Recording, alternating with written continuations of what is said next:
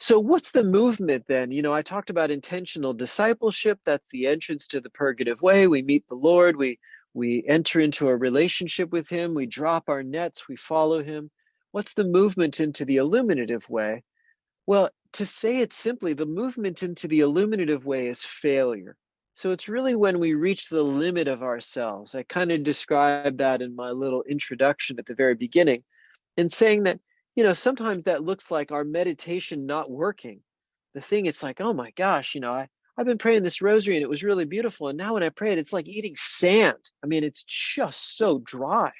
And it's like, oh, I'm going to make my way through this thing. And there may be a place of surrender there, where we say, like, I give up, Lord.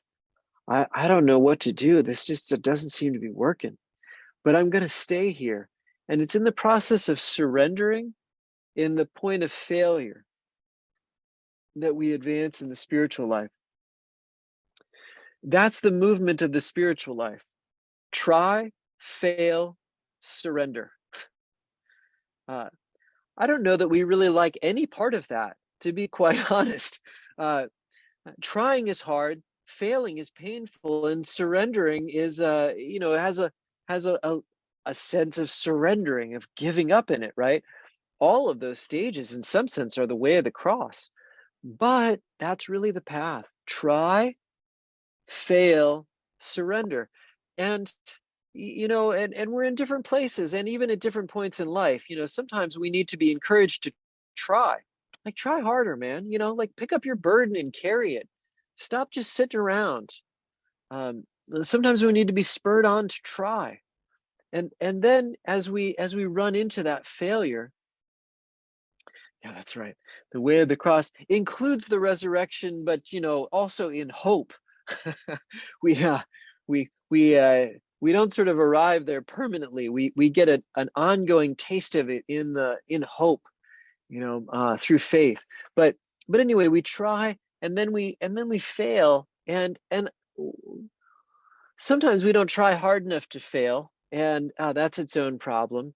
And then sometimes when we fail, we don't surrender. And what do we do instead? Well, sometimes we complain, sometimes we blame others, sometimes we give up, and sometimes we lower the standards.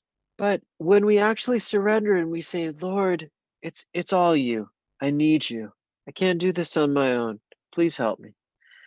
When we really surrender to him, we start to discover that he was always there. There's a beautiful story of St. Anthony, the monk, St. Anthony of the Desert, who was the father of monasticism. He lived in the end of the 3rd and the beginning of the 4th century. Lived to be 105. He was really a sturdy old geezer. So, but early on in his monastic life, he went into the tombs, and he was down there, and he's like trying to remain faithful, and he's getting beat up by demons and like wild beasts, and he's, it's all this kind of dramatic language that his biography was written by Saint Athanasius, and he's using this violent language, and he's getting beat up and tossed left and right, and he's crying out to the Lord. He's like, "Where are you, Lord? I need help. I can't make it," And then finally everything subsides. That's that resurrection Kirk was saying. Finally everything subsides, and he's like, "Oh." And then Jesus appears to him and he goes, "Where were you? Why did you leave me alone?" And Jesus says, "Didn't you know I was with you the whole time?" Because the fact is, we, even in the midst of failure, all right, so we advance by failure. And as I was saying, Anthony of the Desert, he felt abandoned, but he made it through his great trial, and it was really Christ was there all the time. And that's what we discover when we reach our limit. And then we just feel like we've got nothing. We're given everything we have. We fail, we surrender, and we discover that Christ was there the whole time. And that's the deepening that happens. That's what St. John of the Cross calls the night, whether it's the night of the senses or the night of the spirit. It's where what we've come to depend on in ourselves fails. So that's the basic concept. And he calls it the night because what's the sense that we depend on the most? Our eyesight, right? And of course, our eyesight gets dismantled in the night. And so that's why those passages from one stage of the spiritual life to the next. Traditionally speaking, John of the Cross would say this transition into the illuminative way happens in the night of the senses. That's kind of when we have this more exterior failure, you might say. And then the night into the unitive way is the night of the spirit.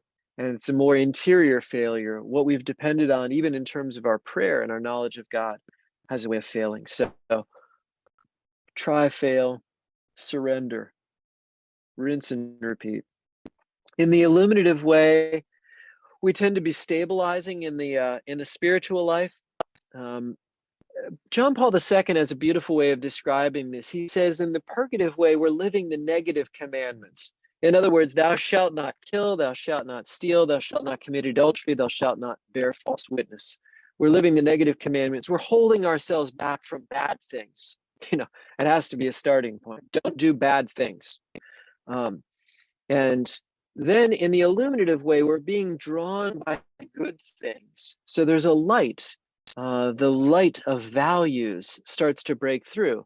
Thou shalt not kill gets transformed into a love and appreciation for the dignity of life. So it's not just that I'm holding myself back from killing people or slandering them or hating them or a variety of ways of killing people, but I'm actually loving life. I'm loving the lives of others. I'm not just not committing adultery. I'm actually loving the gift of sexuality and appreciating male and female and the differences in the sexes.